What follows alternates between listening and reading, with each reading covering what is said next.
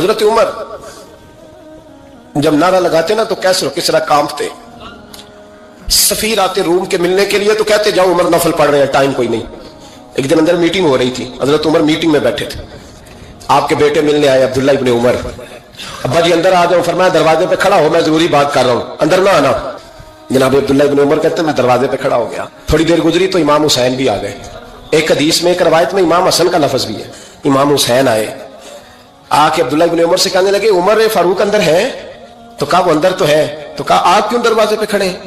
कहने लगे अब्बा जी ने कहा है यहाँ इंतजार करो, मैं कोई जरूरी बात कर रहा हूं, लेकिन शहजादे मेरे लिए कहा है, मेरे लिए, आप जाना चाहे तो चले जाए। इमाम हुसैन कहने लगे अमीरुल मोमिनीन कोई बात कर रहे होंगे, मैं जोहर के वक्त मस्जिद में मिल लूंगा, जोहर का टाइम आएगा ना तो मैं मस्जिद में मिल लूंगा। ये कह के चले गए। हजरत उमर बाहर आए तो हजरत अब्दुल्ला इब्ने उमर से कहा कि कोई आया तो नहीं? अर्ज की हुजूर हुसैन इब्ने अली आए, हुसैन इब्ने अली। तो कहा अंदर क्यों नहीं भेजा? कहा मैंने कहा था बेशक चले जाएं, लेकिन वो कह रहे थे कि मैं जोहर के वक्त मस्जिद में मिल लूंगा। तो सैयदना उमर फारूक फरमाने लगे अब्दुल्ला तुझे तेरी मां रोए, हुसैन को क्यों वापस भेजा? फिर उमर दुनियादारों के सामने डटना, खड़ा होना उमर पे खत्म है, लेकिन जो अंदर की बात है ना, रूह की, जो अकीदत की बात है, जो वफा का रिश्ता है, उसको कौन समझे? ये जो रूह की मजबूरियां हैं, ये जो वफा की मजबूरियां हैं, इसे लोग क्या समझें? इन्हें क्या पता कि मुर्शिद के बेटे के पैर चूमने में हुस्न क्या होता है? इन्हें क्या पता कि जब उस्ताद का बेटा घर में आता है तो दिल करता है मकान बेच के इसे दे दें, इसके बाप की नेकियां बड़ी हैं। जनाब उमर फारूक दौड़े गए, इमाम हुसैन के दरवाजे पे दस्तक दी। इमाम हुसैन बाहर रखा, शहजादे यार मिलने आए थे तो बगैर मिले क्यों आ गए?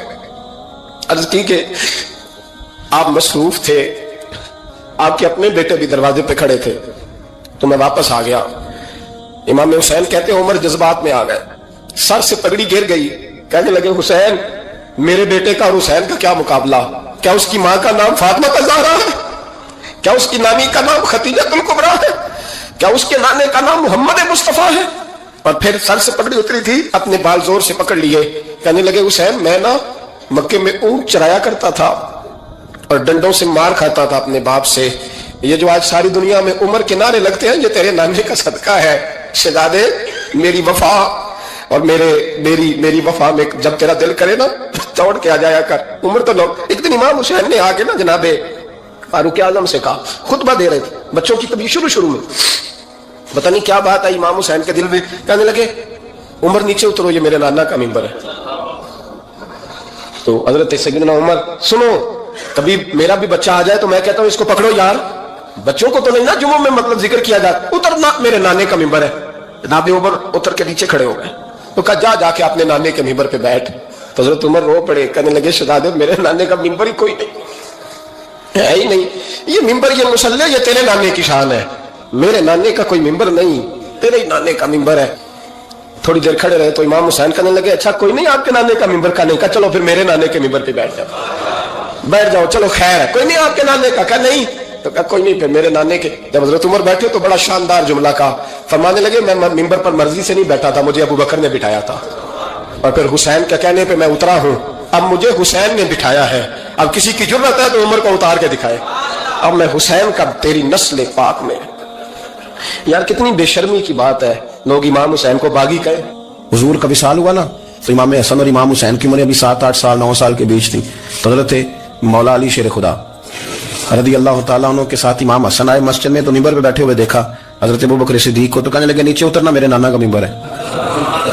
बच्चों को बड़ी पहचान होती है ना अब्बा के कपड़ों की, तो पता होता है कि ये मेरे नाना का है, ये मेरे नीचे उतरो, ये मिंबर मेरे नाना का है। तो हजरत अली मुर्तज़ा ने जल्दी से पकड़ा, पकड़ के फरमाया जरा हुसैन हसन ये क्या कह रहे हो? अब देखे ना बच्चा यहाँ किसी का शोर करे तो मैं आपको जुमा छोड़ के बच्चे की थोड़ी सुनूंगा, मैं कहूंगा कि भाई ठीक हो गया बच्चे को ले जाओ जरा इससे पीछे करो, जुमे के बाद बात करते हैं। लेकिन वो थे ना रसूलुल्लाह के नवासे, और हजरत अबू बकर सिद्दीक अजमत और शान को समझते थे। उन्होंने कहा नीचे उतरिए मेरे नाने का मिंबर है। तो हजरत सिद्दीक एक बार नीचे उतर के खड़े हो गए। तो एक जुमला, बाकी बुजुर्गों ने भी बड़ा कुछ लिखा है पर यहाँ एक बात शाह अब्दुल अजीज मुहद्दिस देलवी ने लिखी है, हजरत सिद्दीक एक बार रो पड़े, कहने लगे हसन अगर मिंबर तेरे नाना का है तो अबू बकर भी तो तेरे नाना का ही है ना, ये को बाहर से तो नहीं ना आया, ये भी तेरे नाना का है। तो हजरत इमाम हसन हंसने लगे, फरमाने लगे ठीक हो गया बैठ जा मिंबर पे पढ़ाएं जुमा। समझ आ गई है बात की, पढ़ाएं जुमा। आपकी बात की मुझे समझ आ गई है कि अगर मिंबर नाना का है तो अबू बकर भी तो उन्हीं का है ना जनाब सिद्दीक अकबर। کہ نبی پاک علیہ السلام تشریف فرما ہیں، حضور کے صحابہ کی ایک جماعت بارگاہ میں بیٹھی ہے، حضرت صدیق اکبر بھی حضور کے بالکل قریب بیٹھے ہیں، وہ آج بھی حضور کے قریب ہی قریب بیٹھے، تو اچانک نہ محفل میں حضرت مولا علی شیر خدا تشریف لے آئے۔ باقی صحابہ بھی اٹھنا چاہ رہے تھے، کوشش ہو رہی تھی، لیکن پتہ سب سے پہلے جگہ کم تھی، کو بندہ ذرا سرکتا یا جگہ بناتا تو جگہ بننا تھی، باقی بھی اٹھنا چاہ رہے تھے، لیکن سب سے پہلے حضرت صدیق اکبر اٹھے، حضرت مولا علی کا بازو پکڑ کے تھام کے حضور کے قریب بٹھایا، خود ذرا تھوڑے سے پیچھے ہو کے بیٹھ گئے۔ اب بولا نہیں کوئی، وہاں لوگ کم باتیں کرتے تھے، وہاں لوگ بولا ہے پائے نظر ہوش میں آ، یہ کوے نبی ہے، آنکھوں سے بھی چلنا یہاں بے ادبی ہے، لباں تے موراں لگیاں بولن دی جاچ بھول گئی، اوتھے زباناں تائیں کھولن دی جاچ بھول گئی، تے جا کے مدینے اتھرو میرے سوال بن گئے۔ حضور کی بارگاہ میں وہاں کو بندہ بات کرے، اللہ نے پہنچایا سرکار کے قدموں میں، صد شکر میں پھر آیا سرکار کے قدموں میں، کچھ لمحے سلامی کو ٹھہرا ہوں مواجہ پر، پھر مجھ کو ادب لایا، پھر مجھ کو ادب لایا سرکار کے قدموں میں۔ تو حضرت کسی نے گفتگو نہیں کی، حضرت صدیق اکبر نے بازو تھاما اور لا کر کے نا حضرت مولا علی کو حضور کے قریب بٹھایا اور خود سائیڈ پہ جا کے بیٹھ گئے، کوئی بولا نہیں، بات نہیں کی۔ تب ہم تو باتیں زیادہ کرتے ہیں نا، جا کے سائیڈ پہ بیٹھ گئے، اور کسی نے کیا تبصرہ کرنا تھا، نہ کسی کی جرت تھی، نہ کوئی کرنا چاہتا تھا، نہ کر سکتا تھا۔ تھوڑی دیر خاموشی رہی، پھر میرے کریم بولے اور حضور بول کے فرمانے لگے، دیکھا تم نے ابو بکر نے کیا کیا ہے؟ اور پھر حضور فرمانے لگے، عزت والا ہی کسی کی عزت کو پہچان سکتا ہے، فضل والے ہی اہل فضل کو پہچانا کرتے ہیں۔ میں ذمہ داری سے کہتا ہوں کہ مولا علی کی شان کو اگر سمجھ سکتے ہیں تو ابو بکر صدیق سمجھ سکتے ہیں، اور حضرت صدیق کے اکبر کا مقام اگر کوئی جان سکتا ہے تو مولا علی ہی جان سکتے ہیں۔ آج ہم ذکر کر رہے ہیں نا امام حسین کا، امام حسین رضی اللہ تعالیٰ عنہ، میرے جیسے بندے کی تو زبان نہیں اس قابل نہیں کہ ان کا نام لے سکے۔ کہاں سیدنا امام حسن اور کہاں سیدنا امام حسین اور کہاں ہم لوگ، ہماری حیثیت ہے، ہم تو یہ تو وہ لوگ ہیں جن کا نام ذریعہ نجات ہے، جن کا تذکرہ ذریعہ نجات ہے، یہ سارے اسی دریائے محبت کی نہریں ہیں جس کو مدینے والے محبوب نے اپنے دستے مبارک سے چلایا ہے۔ حضرت امام حسین رضی اللہ تعالیٰ عنہ یہ حضور کی اولاد پاک ہے، پیروں کو نا تھوڑی مٹی لگ گئی،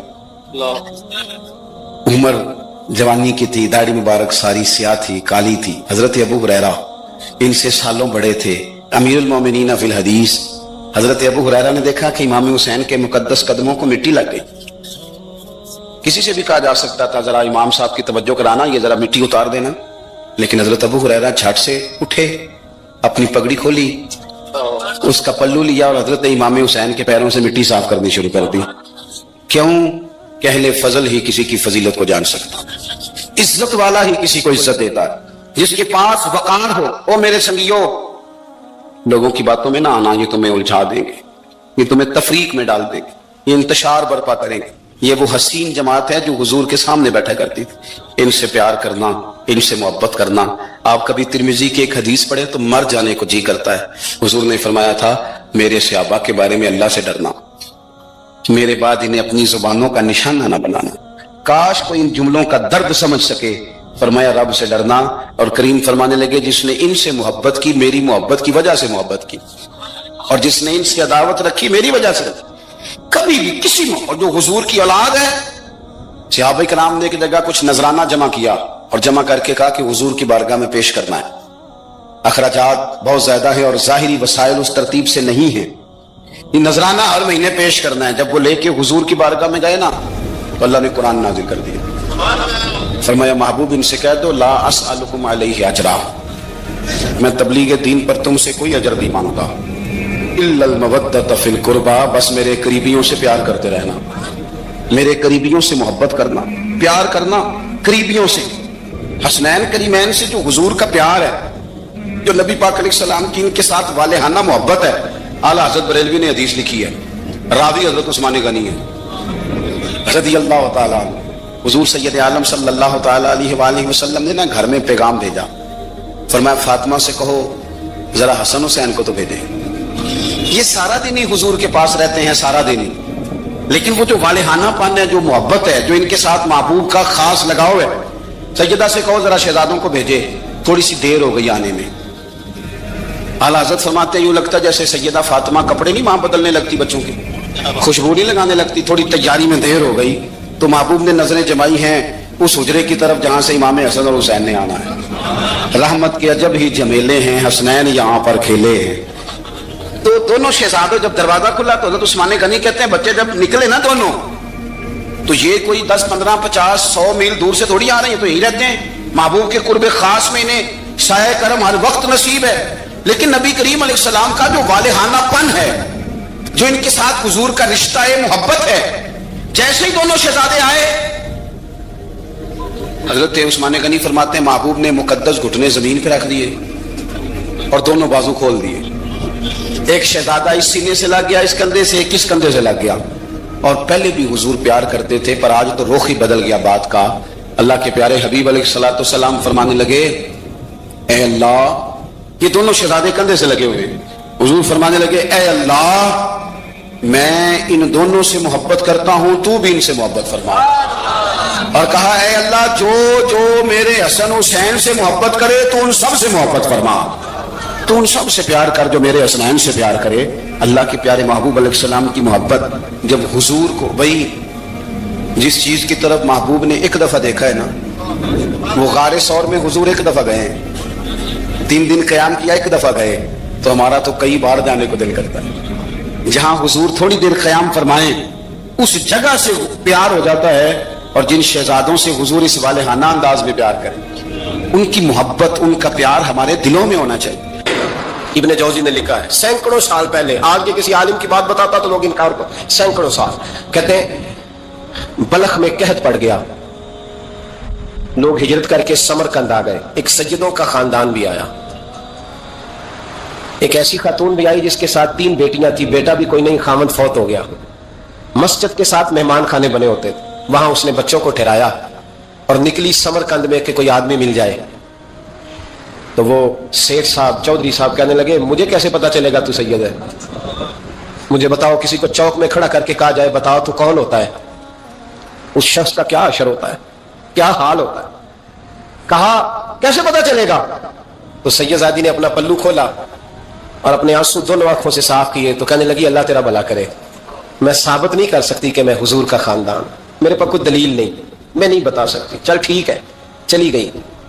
کسی نے بتایا کہ یہاں ایک یہودی بھی رہتا ہے, وہ بڑا سخی ہے, یا آتش پرست ہے, یا پارسی ہے کافر غیر, سخی بڑا ہے.